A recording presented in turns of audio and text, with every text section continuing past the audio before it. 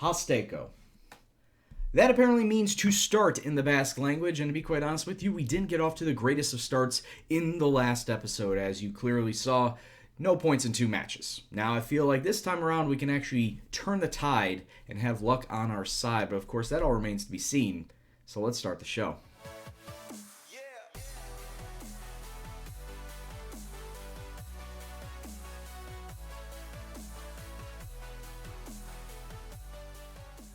What's up, peoples? Welcome back to the Basque Boys with me, your host, Gendo FM. And today we're going to be taking on a rival and a team in Europe. It's going to be Eibar and Zurich as the matches today. Before we get to that, we got to go over a couple bits of admin. I saw what you guys were saying in the comment section, and I did exactly that. So what user Sir Lancescazzo has said was that I needed to go and check after all of the surrounding Basque teams, and that includes Alaves, Eibar, Sociedad, Osasuna. Go after those players that have dual Basque nationality, which is exactly what I did. Also, check the Spanish under-19s for Basque players. It's exactly what I did. Scouted those. Check players that are under 17 years of age that are not necessarily Basque, but if they stay in my system, then they will gain Basque nationality by the time they're 2021, which is what I did, exactly that. And this known players, I should say, this scouted list is going to grow. And it's going to grow pretty large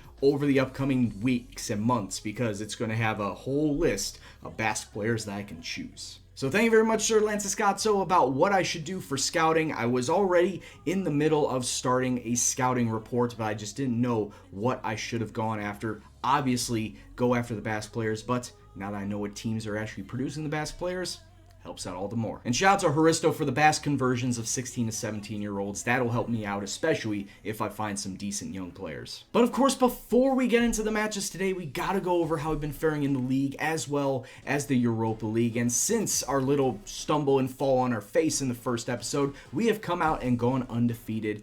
2 wins and a draw in the league, and a 5-1 drubbing of PAOK in the Europa League to start that campaign off tremendously. Adder is getting himself a hat-trick. Susaeda, I know I was saying his name wrong last time, getting himself a goal, as well as Iker Munain. We only gave away a goal in the last 5 minutes, so overall defensively we held solid, and this was one of those matches where I was using the Chicago 4-3-3, as well as the draw to Atletico Madrid, which was a 0-0 draw.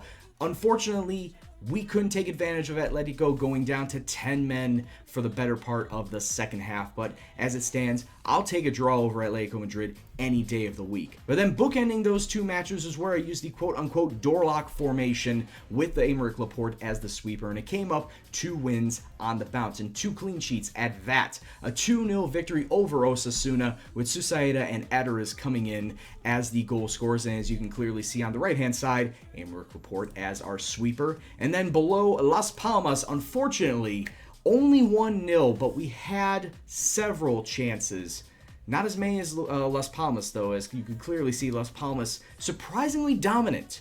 And Las Palmas were top of the table when we took them on, so a little surprising early, these teams that we're playing off against. But hey, we were able to come away with the win. Iñaki Williams with the goal, unfortunately going off injured for a couple of weeks, so he's not going to be featuring in any of today's matches. But hey, and that's going to see us up into 12th place after 5 matches. And yeah, it's still early on in the season. There's still a lot of matches left to take place, so not really too worried about our position. But I do want to end up in the Europa League spots, which is where the board expect me to be at the end of the season. So let's get ourselves in gear and let's take on Eibar. And against Eibar, we're going to use the lockpick formation with Laporte as that sweeper. And I realized that I haven't really gone through any of my other players outside of the ones I mentioned in the first episode. And I really think you guys should understand what team I'm dealing with and that I'm going to be putting out on a week-to-week basis, my true starting 11. So we're going to start off with the 2 center backs. I'm just going to go over a short overview. If you want to pause on each player, go ahead. Gorka Elizondo, decent looking center back. However, it's Mikel San Jose who can play both center back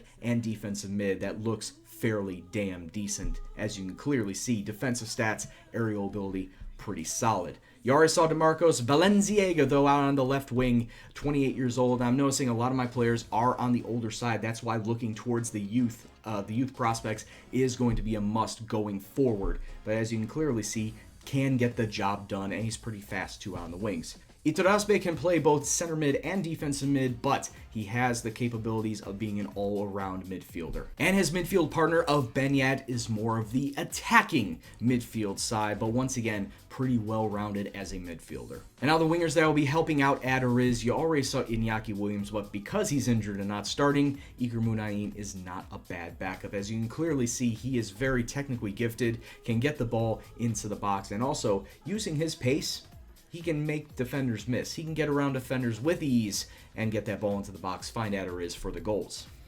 And while not being the most physically gifted man on this team, Susaeta can still get the ball at his feet, do wonders with it, get up the line, and get the ball into Adariz. All right, guys, show me what you got. Let me see what you got. We're taking on our Basque mates in Ibar.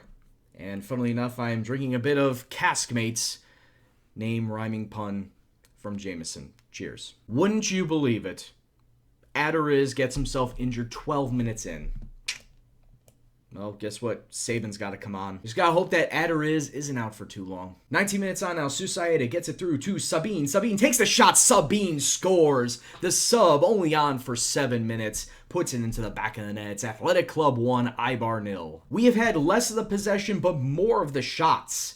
And this one was just a thing of beauty. Sabine, with 3 men around him, able to dink it past the goalkeeper's outstretched arm into the far post. Just makes you wonder if Adariz could have done that had he stayed on. Ibar, I can see why Ibar are having a lot of their possession. Their possession is being held up in their half of the pitch. Wait, what a through ball, Nano. Corner kick for us. Benyat gets it inside, finds Iker Muniain to Laporte. Aymeric Laporte taking a crack. From about 15 yards out, it's off the post. Oh, man, what a scene that would have been if he would have scored. But as it stands right now, we're doing fairly okay. Like I said, we've taken more shots than Ibar. Haven't had a lot of possession. We need to fix that around. And defensively, we need to start tightening up at the back. And we do come down with it. Iturraspe out to Benyat. Sprays it up to Muniain. He does have Sabine in the box. If he wants to cross it into, he does. And Sabine is able to power it through the goalkeeper and get his second goal of the day. It's 2-0 to Athletic Club. Let's go, boys. Overall, not a bad pass to get through to Muniain. He does have somebody tailing him, but was able to get the cross off Sabine on the volley through the hands of the Ibar goalkeeper Yol and doubles the lead. I don't want to kill this camaraderie that's going on right now. Sabine's on a hat trick. If he gets it past, oh, it's just past the post. So close. But as it stands, the ref's going to blow his full-time whistle, and Athletic Club de Bilbao are going to get themselves the victory 2-0 over their Basque mates of Ibar. Good win, boys. It was a little slow to start, especially with Adariz getting himself injured, but Sabine has come on and has definitely showed that he is a decent striker. He can fill in every now and then, but I don't want to be heavily reliant on him. Adariz is still my number one guy. You know how I said that Adariz is my number one guy? Well, he's not going to be my number one guy for the next 2 to 3 months. Torn hamstring. So in between the Ibar and the Zurich match, I had all these scouting reports come in, about 150 players coming in that were some good, mostly bad, but there was one striker that really stood out to me, to be honest with you, that I could possibly use to replace Adariz at a later time. He's 21 years old. His name is Jean Bautista from Real Sociedad. He's in their B side right now. He is Basque. I did check that, but I want to actually sign him on. Now, he is asking for a little bit of an exorbitant wage. He wanted 18,000 euro per week. He's currently on 4,000, so that is just a little bit much. So what we're going to do is we're going to drop him down to 10,000 euro per week, 10,000 goal bonus, and see what he says about that. And that is for the next 3 years. He says that's okay, and I think that's fairly fine for me. And it says wage after reaching club career league games of 20. That'll bump his wage up to 23,000 euro. I know that is a little bit high, but I don't think he'll be reaching 20 games in the league this season. And the good news is right before we take on Zurich, Jean Bautista does in fact accept the contract, and he'll be coming into us at the start of the January window, 1st or 2nd of January, actually 4th of January. He will be a part of the Athletic Club. Right, so now we got ourselves the start of the second match versus Zurich in the Europa League, and we're going to be coming out in the 4-3-3 wide. And as you can see, Zurich coming out with a 4-4-2 narrow diamond. Interesting. We're going to try and utilize our wing play to the best of our abilities. But the starting lineup will be today is Kepa is going to be our goalkeeper. He's the backup, the number 2 guy compared to Gorka. Along the back line, we got Balenciaga, San Jose, Laporte, and DeMarcos. Iturraspe is going to be the defensive mid. Akeche and Rico will be the 2 center mids. Munain and Susaeta out on the wings. And Raul Garcia, who has been a little vocal as of late that he has not been getting a lot of first-team football. He is going to be starting up top because, the injury to Adariz and Iñaki Williams. That's what's been hindering him. So Raul Garcia, don't let me down, my man. Free kick 12 minutes on, gets it into the box. Oh, he didn't come down with it. Oh, Mikel Rico, what a dispossess. Oh, and Raul Garcia over the bar. He was right there. You had your chance, man. Sabine's on the bench. I could always sub him in. We're right there. We are just giving it to Zurich, but the fact that we're not getting goals is a bit of a problem. There we go. Iker Munain. Just sneakily slipping it through the goalkeeper. It's 1-0 to Athletic. I was about to say, are we going to be taking 40 shots and get no goals in this match? It just felt like it. But after a great cross in, heads down by Raul, he's going to get the assist. Munain with a goal. Ball once again to Munain. It's another assist for Raul Garcia, who just bounces it off a defender. Munain right there. It's 2-0 to Athletic Club, just like that. Oh, that was actually a clearance away. That's going to be no assist for Garcia. But hell, lucky enough that Munain was right there on the rebound. And once again, just slipping it inside. It's halftime now, and all the wheels are starting to turn. Everyone's starting to get into gear. But unfortunately, a lot of players looking complacent and uninterested. Boys, we need to not let performance levels drop. And Munain and Garcia looking a little... I have no idea. Well, that was fun. Let's kick off in the second 45 and hope that we can grab ourselves another goal and come away with a very solid victory. Susaeta gets inside to Raul. Is he going to take the shot? Raul Garcia is proving me wrong about not starting him up front. He gets his first goal of the season, and it's 3-0 to Bilbao. We might as well just say this match is on ice at this point because I don't see Zurich coming back, especially with the onslaught that we've had on them the entire match. Great pass in. Garcia just curves it around 2 men into the far post. Oh, that's a sweet goal. Passes it through to Susaeta. Susaeta, how did he slip it through that small spot? It's 4-0 to Athletic Club. I think it's safe to say that we're going to be getting the 3 points on this day. We have definitely lost the possession that we had at the very start, but you know what? Doesn't matter. We're scoring goals. And there it is, the full-time whistle here in Zurich. The home side get nothing, and Athletic Club de Bilbao get 4, and we see ourselves with 2 wins out of 2 in this Europa League campaign. Taking a look at the rest of the table, Zurich still on 3. Zoria and PAOK draw in their match. They both have 1 goal apiece. So not bad from this entire side. Everyone is looking all up and up, especially after that opening episode mishap.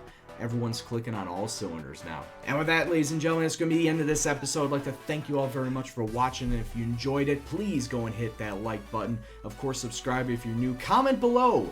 Do you think that John Bautista is going to be a decent enough signing for us coming in, and will he be the Adariz replacement that I expect him to be? And also, if you have any more ideas on scouting, please let me know. But of course, as always, guys, this is Gendo, and I'll see you in the next video. Take care, and peace out. See, you just need a little bit of time to get those formations working. Not everything's going to work right out the gate. Although it would have been nice if it did. Who am I to complain?